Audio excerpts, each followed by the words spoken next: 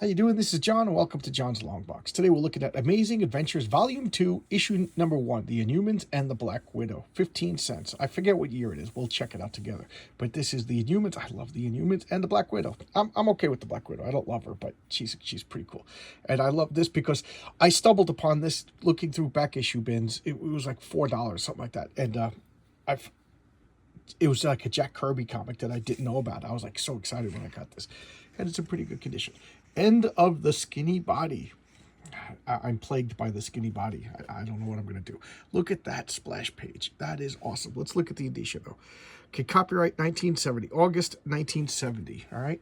So, this is Amazing Adventures. Does it say Volume 2? It doesn't say Volume 2, but Volume 1, number 1. But it's really Volume 2, because Volume 1 of Amazing Adventures was like a horror monster comic. All right, so let's look at it. This is Stan Lee, editor, writer Jack Kirby, and artist. Chick Stone is the inker. Sam Rosen is the letter. So this is all Jack Kirby. So look at this. So we got Karnak, Medusa, Black Bolt, Triton, Gorgon, and Crystal. I love the Inhumans. Look at that. The Great Refuge lies beyond the high Asian mountains. It is a principality that rejects treaties, diplomats, and embassies. All who seek to violate its isolation risk retaliation unique in history. Discovered by the Fantastic Four, this strange society evolved from the genetics experiments. Still challenges the outside world. Stay out! Come at your own peril. Beware the Inhumans. So this was a total Jack Kirby trope. The hidden city super advanced. So it's nothing special to Wakanda. You know, Jack Kirby made up Wakanda. Jack Kirby made up the Great Refuge. I don't know. But there's Jack Kirby made up the Olympia, the Eternals hidden city. You know, this was something that was going on all the time in comic books, not just with Jack Kirby. You know, the Red Raven came from a hidden city, and there we go. So this is a splash page. In case you're new to me, a splash page is usually the first page. Doesn't necessarily have to be, but it's one panel. Look at that amazing Jack Kirby stuff. And here we have the Fantastic Four is talking to them, you know, and at this point, Johnny Storm's in love with Crystal, and they're not talking to him. They're watching films of him, and he's like, there you go. It is Crystal over there. He's like, check out our movies. Blah, blah, blah, blah, blah. Look at this. Chick Stone. Chick Stone is one of Jack Kirby's original inkers on the Fantastic Four.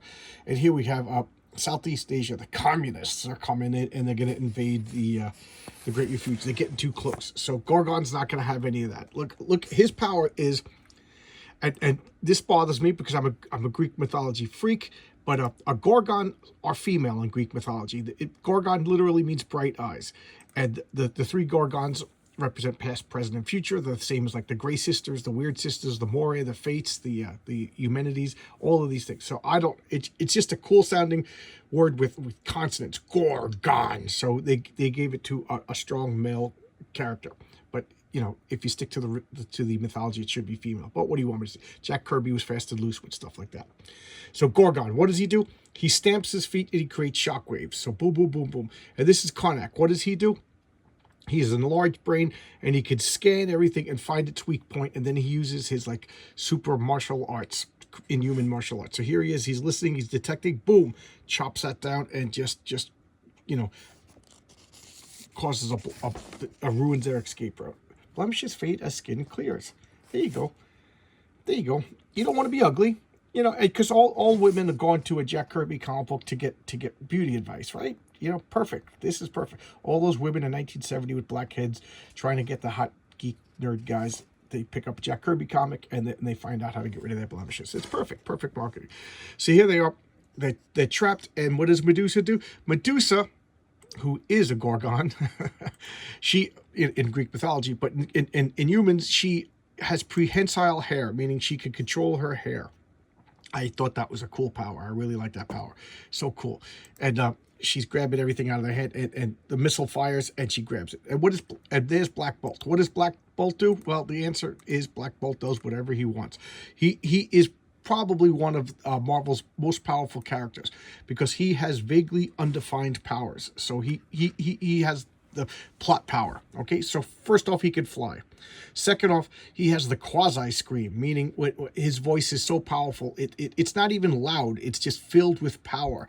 And what does it do? If if he speaks, the mere syllable has so much energy and power in it, it could destroy mountains. So he doesn't talk. And then this antenna, he could control free-forming electrons, which is a weird power. It doesn't really mean anything. So it's like Green Lantern power or whatever power. And then he could also supercharge himself, so he could be like as strong as the Hulk or whatever. So here he is, just knocking stuff down, breaking stuff. And look at the eyes. He's always intense. But I have a thing for Black Bolt, just like I have a thing for Cyclops. I always like these strong guys with the destruct powers that are just like the ultimate responsibility. They got to they have to constantly be in control, otherwise they could kill those that they love. And that's one thing that Black Bolt is always do. So he's always like a stick in the mud. And here they're advanced technology, they're flying away, and they're going back to the Great Refuge, the hidden city. You know, no different than Wakanda. It's just that it's filled with genetic freaks. So who are the Inhumans? I don't know if they mentioned it at this point, but the Kree landed on Earth thousands of years ago. I don't know the exact time. And put a little twist in the human DNA and created like soldiers. So this was supposed to be, there's something about humanity that humanity could mutate. Okay, that's why we have mutants, that's why we have superheroes, that's why we have Inhumans, and that's why we have deviants. They're all from this. So, and it all came from Jack Kirby at different times, and then Marvel kind of tied it together. And then I don't know, I think they threw it all out in the last 5 or 6 years. But I loved how everything was coercive. So like the Celestials came and Jack Kirby's The Eternals. The Celestials came and experimented on humanity, and that's what they do. They're scientists. They make one group perfect, they make one group monstrous, and then they leave one group alone as a control, and then they just see, for whatever their celestial purposes are, which one will dominate. And on Earth, the controlled group dominated. The Eternals stayed out of human affairs. The Deviants became monsters, stuff like that. And the Deviants and the Eternals kind of battled and nullified each other. Now, the control group, the humanity group, they have the potential for mutation. And the Kree came, experimented on them, and made a group that's called the Inhumans. And the Inhumans kind of, people fear them and hate them, and they stay together in the city. And their survival technique is isolation, because of like xenophobia. You know, if you just imagine how humans don't like you know, various groups within, like the Irish and the Protestants fight stuff. Can you imagine if your children were centaurs and stuff like that? So nobody likes them, so they stay by themselves. And I can understand why, to the point where it becomes like paranoia. All right, the Kree never came back. They revolted against the Kree, and now they're their own people. Now later on, we got mutants, and then we get superheroes, all because of what? Did the Celestials create that, or was it something that was innate into the human, you know, the Marvel comic human? I don't know, and I think they kind of changed it around. So this is Maximus the Man. This is the rightful ruler of the Inhumans. He's Black Bolt's older brother, but he's crazy, so he got dethroned, and Black Bolt got installed. And then this guy's called Centaurus, but it's really Stellar. There's actually kind of mistakes. I forget. This is Tiberius, and then they spelled lioness wrong, and then this guy is called Aeolus, but it's really Aereo. So there's a bunch of mistakes. And how do I know it's mistakes? Because in issue 2 they corrected it all. So the editor was a little off. Sadly, was a little off.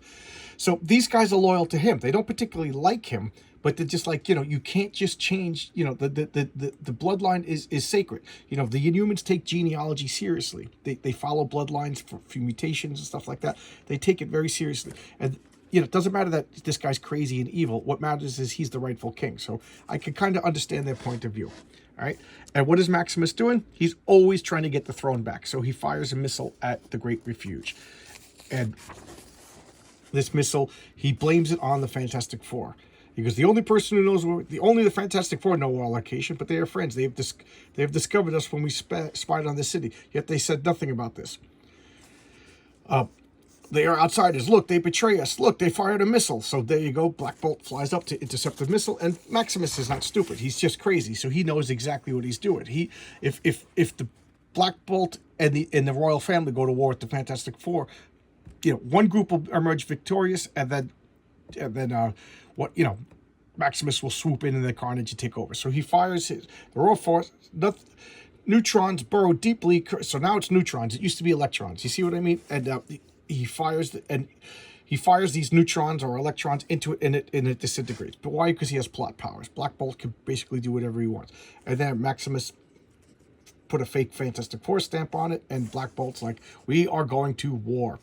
Now, he doesn't speak, but Medusa always seems to understand what he's saying through like primitive Inhuman sign language, whatever. And that's the first half of the comic, friend against friend. And now we're at the second half of the comic. Stan Lee production, written by Gary Friedrich, drawn by John Buscema, inked by John Verpoorten, lettered by Artie Simek. So these are all like just Marvel stalwarts, you know. I hate to say this because this sounds mean, and I don't mean any disrespect, but John Buscema is, to me, has always been like the Marvel second banana. You know, he's the second greatest artist of Marvel next to Jack Kirby. You know, and I know that's mean, but I don't mean any disrespect, because anybody being compared to Kirby is amazing. But I get the feeling that John Buscema probably is tired of hearing it. So sorry, John, if you ever hear this. I don't even think he's still alive. But anyway, so here she is, the Black Widow, and here she is. She's luxuriating. She's mysterious Madame Natasha whiles away the hours like any other international jet setters. I've never been so bored, if only. So I remember Guy Desmond. So guys called her for a date. He's also one of the biggest playboys in the world. Goodbye, good grief. You know, and here she is. She attacked Spider-Man to learn the secret of his power. Remember, she was a Russian spy, and she wanted to learn spider powers, and I think she incorporated like stickiness into her unstable uniform of costume. And here we go. So now, actually, Spider had just been clobbered by the Kingpin when the beauteous Black Widow attacked. So that's why she got the upper. Now she's feeling bad about it. She's gonna go out and go on a date. So here we go. See, I hoped you would not notice, but since you have, it's my son. He's borrowed money from very bad people. Can you help him? So she's gonna go on a date, but she can't let her maid's son get beat up. So there you go. She's gonna help out. She goes, I've grown weary of inaction, so I will become the Black Widow. I have designed a new costume for myself, which no doubt would be the envy of my jet set crowd. You know, whatever. So this is a new costume. I don't see how it's different than that, but it's got this. It's got the belt. So this is the first appearance of this particular costume. And here she goes jumping around, and she's training before she goes out, testing out all of her equipment. So some of these fire pellets that like stun you, like little miniature bullets that stun you, and some of them fire wires. So it's called the Widow's Bite and then the Widow Wire. And here she is. She's going to go off. This is Ivan. This is a character that kind of got forgotten about. Who is Ivan? He was like her Alfred, and he was this big Russian guy that was just like super loyal to her. He was like her butler. He was her bodyguard, and he was like, you know, an ass kicker on his own right. And I think he got killed. I forget what issue he got killed in, but I think he got killed maybe in this series. And you know, a lot of superheroes had like the faithful attendant, and it was like platonic. He was older. He took care of her like a daughter, and she loved him. You know, like a big brother or a father figure. And now she's going to take care of these mafia guys. Look at that face.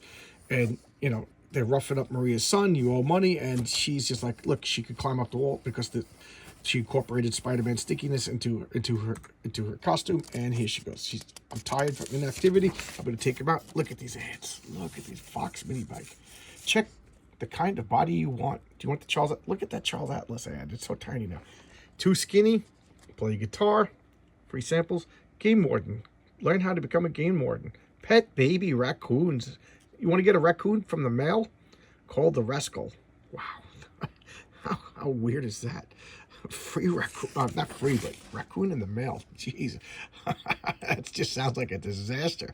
I don't know. So, you know, they're going to beat the kid up, and here she comes. The walk. Look, I love the way the goons dress. It's 1970. They still dress like 1940s goons. And she zaps him with the weapon, the Widow's Bite. This guy's coming at her, and I love this. She hits him in the face with this wire, and it just like stuns him, and then she swings right into him, beating the crap out of him. So much for them. They hardly proved an adequate workout. And now the cops are coming, and look, there she goes, officer. She's getting away, and for all they know is who knows? I'm just a cub photographer for the New York Press, and all I care about is getting her picture. And maybe if this shot scoops Jameson, maybe I could get a raise. There you go. That lady in black saved my life. So she's not, you know, super well known to the public, I guess, at this point. And well, she nailed herself a couple of big mafia guys, and there she goes, swinging away. And I must decide whether or not there will continue to be a Black Widow. Is there really a place for a world such as this? So, this is the what quintessential should I quit moment in the comics. And look at this. I'm going to turn the phone sideways. Look at that Thor. I love that. I love that. And Captain America 128. Here's Kazar and Doctor Doom in Astonishing Tales #1. Maybe I should show this off. That was a bizarre series with art and story by Lee and Kirby, Thomas and Wood. Lolly Wood. Amazing, amazing. Do you have the art talent worth developing? Fishing? And you want to go fishing? Now finish your high school diploma at home. So I was so excited when I found this, but the Inhumans didn't last too long, and I think it turned into Ant-Man, and the Ant-Man was not that good. I can't lie, it was not that good, and the Ant-Man kind of fizzled out also, and then it became the Colossus after a while. Then it ended with Deathlock, first appearance of Deathlock, and then. Deathlock, I think he went to like Marvel Premiere or something like that. So this series was a tryout series. Marvel split stories, then it became just one main character, and I think it was just plagued by a deadline doom, meaning they the switching art teams just messed it up. They got P. Craig Russell for a while, who was notoriously slow, and it was plagued, and I think it lasted like 24 issues. But it was, to me, I was so excited because it was a Kirby comics that I didn't know about. And I probably only got this about 6 years ago. So I had no clue this even existed. And it was just fun collecting them because it went from Kirby to Buscema, and then P. Craig Russell and Rich Buckler. So many good artists. So much fun. It was a fun series. I recommend it. All right. Oh, and it also had the first appearance of the Beast turning into a beast. So it had Hank McCoy, the human-looking Hank McCoy, turning into the Beast. Originally it was black fur, but it just didn't translate well into the newspaper. He looked like a shadow, so it didn't show the detail. So they gave him the blue highlights, and then they finally just caved in and said he's blue and furry. Same thing with Nightcrawler. All right, so thanks a lot, guys. I'll see you tomorrow with another video. And like I said, when I get to 300, I'd like to do something. A couple of people requested like a live chat. Let me know what you think about that. Also, my stack of comics to showcase is getting low again. So guys, request some comics. I got to get back. I got to go get the other half of the DC Who's Who and get back to that. All right. So I'll see you tomorrow with another video. And thanks a lot, guys. I appreciate every one of you. All right. Bye-bye.